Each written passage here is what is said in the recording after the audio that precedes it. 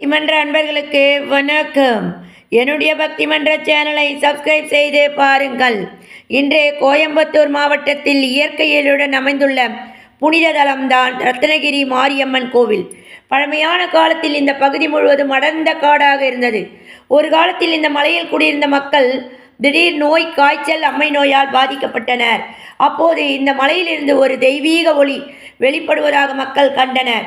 அந்த ஒளியை தொடர்ந்து சென்றபோது ஒரு புனித பாறையின் அருகே மாரியம்மன் சுயம்புவாக அருள்பாலித்ததை அறிந்தனர். அம்மனை வழிபடத் தொடங்கியதுடன் நோய்கள் தீர்ந்தன, மழை பொழிந்தது, மக்கள் வாழ்வு செழித்தது. அதனால் இந்த மலையை ரத்னகிரி என்றும் அம்மனை ரத்னகிரி மாரியம்மன் என்றும் அழைக்கத் தொடங்கினர். இன்றும் இந்த கோவிலில் அம்மனுக்கு செய்யப்படும் ஊஞ்சல் சேவை, குண்டம் இறங்கும் விழா, ஆடி மாத விழாக்கள் மிகவும் பிரசித்தி பெற்றவை. மனமாற வேண்டிக் கொண்டு மாரியம்மனை வழிபட்டால் நோய்கள் தீரும், குடும்பத்தில் அமைதி நிலவும் என்று பக்தர்கள் நம்புகின்றனர். பக்தியுடன் ஓம் சக்தி என்று சொல்லி ரத்னகிரி மாரியம்மனை வணங்குவோம், வாழ்வில் வரம் பெறுவோம்.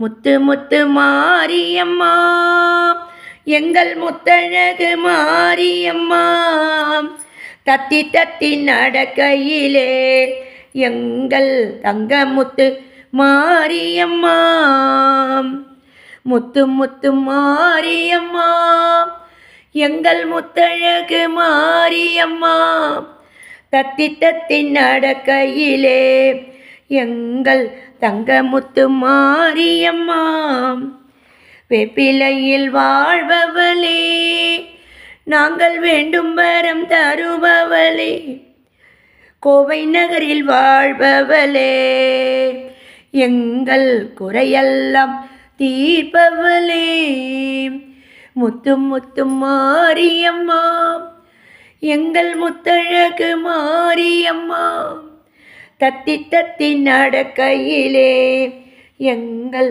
தங்க முத்து மாரியம்மா,